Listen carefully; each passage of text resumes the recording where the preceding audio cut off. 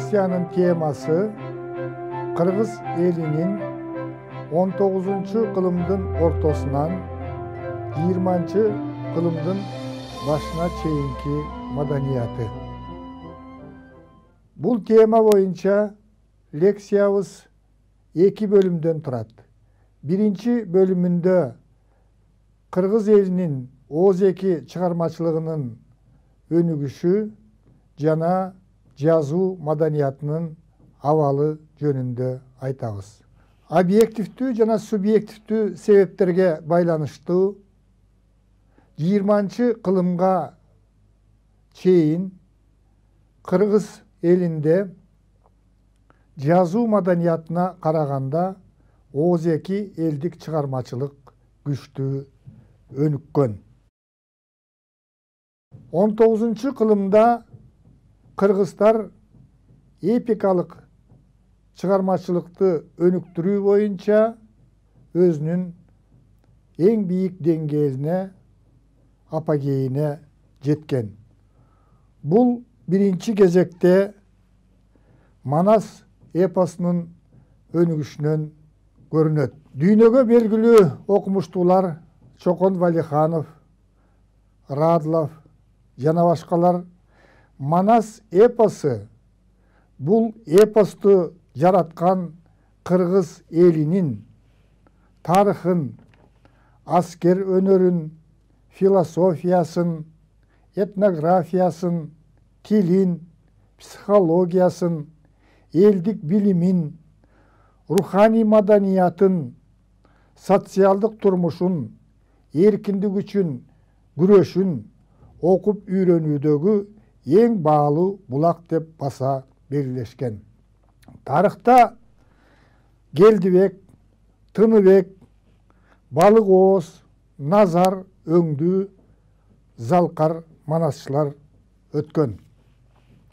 Manas eposu Manasçılardın çıkarmaçıl talantının neticesinde örkündötülüp muğundan muğunga ötüp gelgen. Azırkı mezgilde Улуттук илимдер академиясынын кол жазмалар фондусунда Manas эпосунун 70тен ашык варианттары сакталып турат. Алардын айрымдары жарыкка чыккан.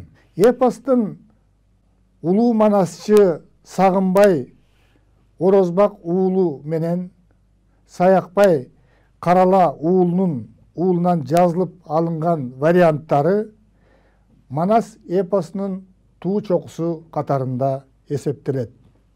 Hazır uluu manasçı Sayakbay Karala уулунун айтуусунда Taytorunun байгеге çabılışынан üzündü ugalı.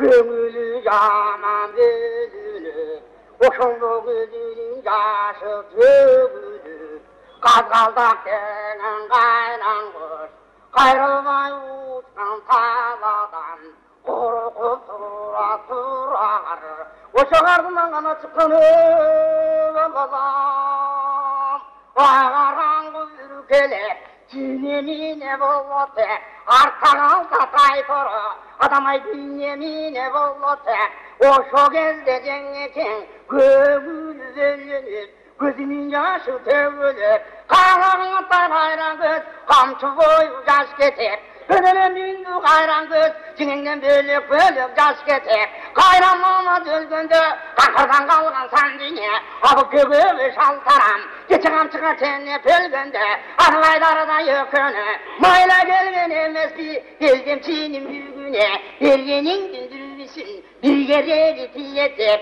Belgenin beytanay Allah gelgen emez bir Beldem çiğnim büyüğüne Bekbet döndürünü Çınırıvalı pırpıravay Porçuk olsun buru dedi Çingeken atırma dürbüsün dedi Oşondan atardı kırat dur dedi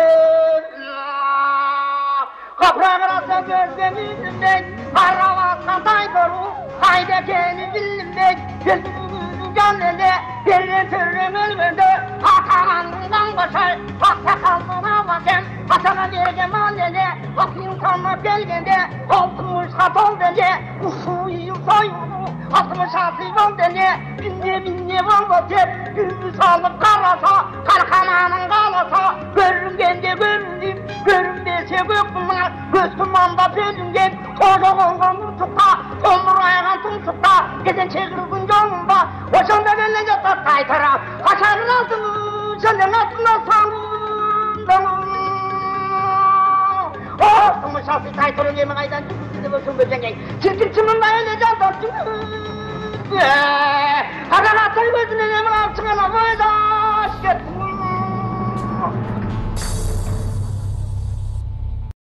Эми улуу жазуучубуз Чыңгыз Айтматовдун Саякбай Каралаев жана Манас эпосу жөнүндө айткандарына көңүл буралы. Саякбай Каралаев жөнүндө кеп сала турган болсок, бул өзүнчө бир жаткан чоң жумуш. Эмне үчүн дегенде Каралаев деген ысымдын өзү азыркы муундар үчүн чоң тарих маани берип, мунун аркасында улуу Манас дастаны жатканын дары түшүнөбүз. Мына ушул Каралаевдин биздин заманда, биздин тушта Манасты ушул Манас бойдон тирүү алып келип, көз алдыбызга сүрөттөп, өзүбүздүн аң сезимибизге терең из салып кеткенине мен абдан ыраазымын дагы. Улам эстеген сайын ушул адамдын улуулугун көз алдыма келтирем. Манастын тарихын, Манастын жөнүн сүйлөй турган болсок, Каралаевсыз ал сөз болууга да мүмкүн эмес. Албетте Каралаевден мурда да болгон улуу манасчылар, көз өткөндөр. Мурдагы муундардын өкүлдөрү биринин артынан бири тизилип келген чыгар. Тарихта изи калган чыгар. Бирок биздин аныктап көрүп билип калганыбыз Каралаев. Ан сайын Каралаевден мурда болгон манасчыларды элестетебиз. Анткени Каралаев ошолордун кандайдыр бир уюткусу. Ошолордун калтырып кеткен биз үчүн чоң дүйнөсү, мүлкү. Улуу манасчылар жөнүндө сөз кылганда Кытайлык кыргыздардын арасынан чыккан белгилүү манасчы Жусуп Мамай жөнүндө айта кетүүбүз абзел. Анын варианты боюнча 1984-1995 жылдардын аралыгында араб графикасында 18 томдук китеп жарыкка чыккан. Кыргызстандагы манасчылардан айырмаланып, Жусуп Мамайдын вариантында Манас эпосу Манастын 8-ci урпагына чейин айтылат. 2004 жылы Жусуп Мамайдын варианты боюнча жазылган эпос азыркы биз колдонгон кыргыз арифи менен жарык көргөн. Манас эпосу кыргыз элинин байыркы тарыхынын баа жеткис булагы. Кыргыз эли Манас эпосун жаратуу менен дүйнөлүк маданияттын казынасына 1000 жылдыкта чоң салым кошту деп айтсак жаңылбайбыз. 1995 жылы Манас эпосунун 1000 жылдыгы эл аралык алкакта белгиленген. Ушуга байланыштуу Манас эпосунун кыскартылган варианттары 10дон ашык дүйнө элдеринин тилдерине которулган. Дүйнөдөгү элдердин ооз-эки поэтикалык чыгармаларынын ичинен Манас эпосу эң чоң эпос катарында бааланат. Саякбай Карала уулунан жазылып алган 3 илтик, тактап айтканда Манас, Семетей жана Сейтек бөлүмдөрү Грециянын Илиада жана Одиссея эпосун бириктирип алганда андан 20 эсе чоңдук кылат.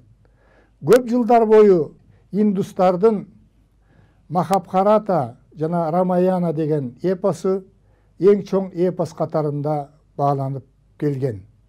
Чындап келгенде Манас эпосу бул эпостон 2,5 эсе көптүк кылары аныкталды.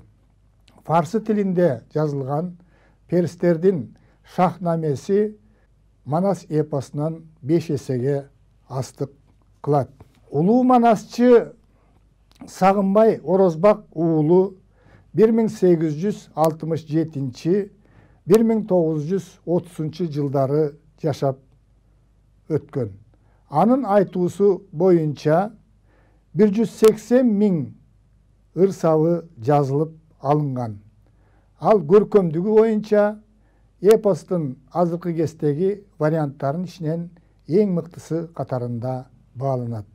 Саякбай Карала уулу 1894-1971 жылдары жашап өткөн. Бир гана ушул улуу манасчыдан Манас эпосунун 3 илтиги толук жазылып алынган.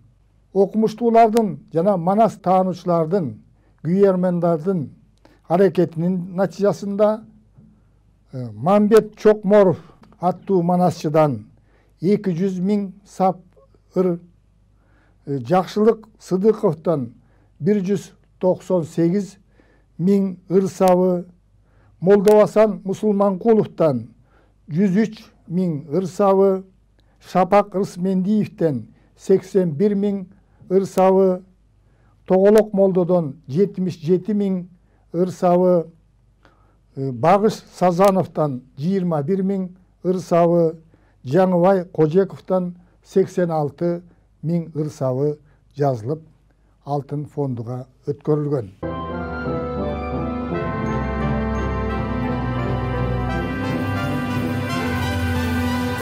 19 кылымдын ортосунда Манас эпосу менен катар кенже эпостор дагы күчтүү өнүккөн. Озеки айтылып, муундан муунга өткөн бул чыгармаларда да кыргыз элинин турмушунун түрдүү жактары баяндалып, коомдук аң сезими чагылдырылган. Мисалы, Эртөштүк деп аталган кенже эпоста кыргыз элинин дүйнөнүн түзүлүшү жөнүндөгү, дүйнөнүн жердин үстүндөгү жашоо, жердин астындагы жашоо жөнүндөгү түшүнүктөрү, акыйкаттык үчүн элдин күрөшү чагылдырылат. Кыргыздардын Кожо Жаш эпосунда кыргыз элинин жаратылышка болгон көз карашы, азыркы тил менен айтканда экологиялык тең салмактуулукту сактоого кылган аракети баяндалган.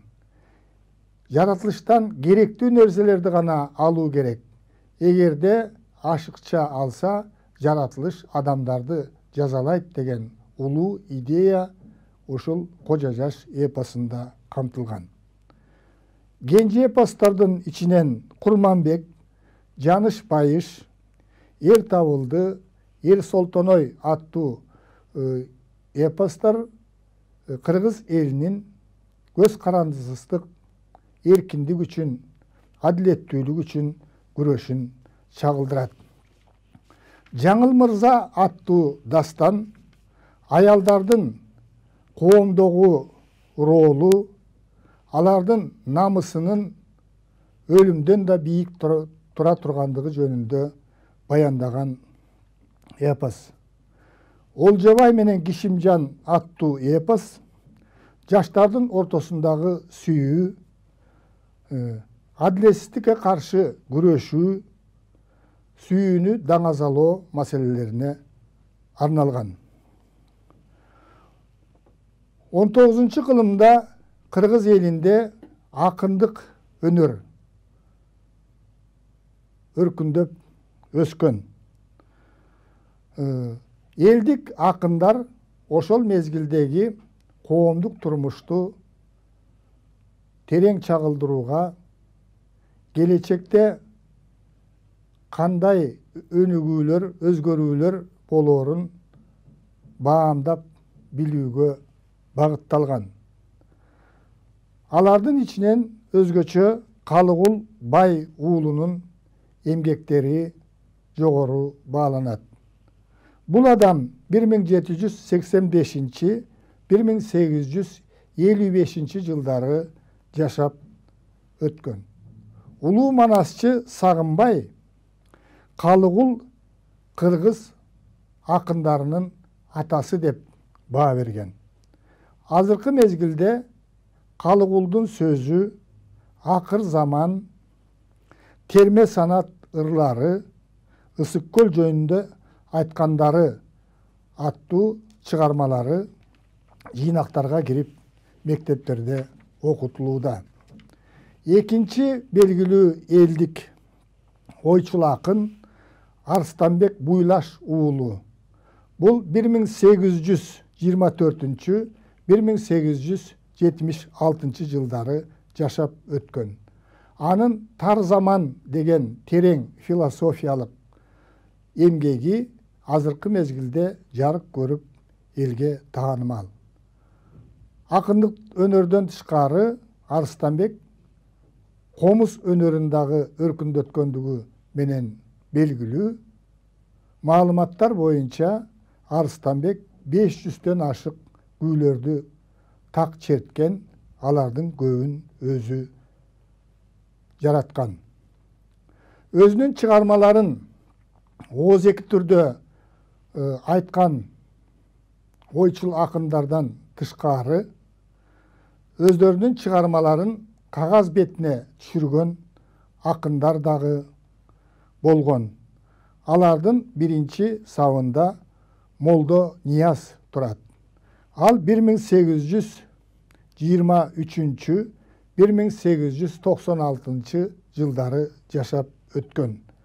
Анын 7 китепчеден турган кол жазмасы санат ырлары деп аталган. Ошол кол жазмаларынын 3 китепчеси азыркы окурмандарга жеткен. Андан кийин жазма акындарынын арасында Молдо Кылыч Шамыркан уулу өзгөчө орунда турат. Ал 1868-1917 жылдары жашап өткөн. Ал биринчи жолу Казан шаарынан өзү жазган Зилзала болбосо жер титирөө деп аталган чыгармасын чыгарган. Биз жогоруда атаган элдик акындар өздөрүнүн чыгармаларында өздөрү жашап өткөн доорду реалдуу чагылдырууга аракет кылган. Булардын чыгармаларында негизинен байыртадан бери калыптанып, элди эл катарында сактап келген ата-бабанын салтын, коомдук турмуштагы эрежелерди бекем сактоого элди чакырган. Элдик мурастарды сактап, анын мыкты жактарын өркүндөтүү маселеси азыркы мезгилде дагы өтө актуалдуу экендигин эстен чыгарбашыбыз керек. Булардын чыгармалары таптык коомдо пролетардык идеологияга туура келбей, булардын ата-бабалардын салтын сактоого кылган аракеттери Совет доорунда реакциячыл көрүнүш катарында бааланып, буларды туура эмес заманачы реакциячыл акындар деп баалап, алардын эмгектерин окуп үйрөнүүгө тыюу салынган. Азыркы мезгилде булар мындай жалган баадан кутулуп, кыргыз элинин коомдук аң сезимин, билимин өркүндөтүүгө салым кошуп отурат. Ошол мезгилде коомдогу жаңы өзгөрүүлөрдү кубаттап, элдин жаңы коомго багыт алышын жактырган элдик акындар чыккан. Кыргыздын улуу акыны Токтогул Сатылганов, Байымбет Абдрахманов, Барпы Алыкулов. Жаңы заманды алар кыргыз элине совет доору берген жаңы ийгиликтерди, коомдук түзүлүштөгү өзгөрүүлөрдү кубаттап ырдаган. Ошондуктан булар демократ акындар катарында тарыхка кирип, булардын чыгармачылыгы адабият сабагында кеңири окутулууда.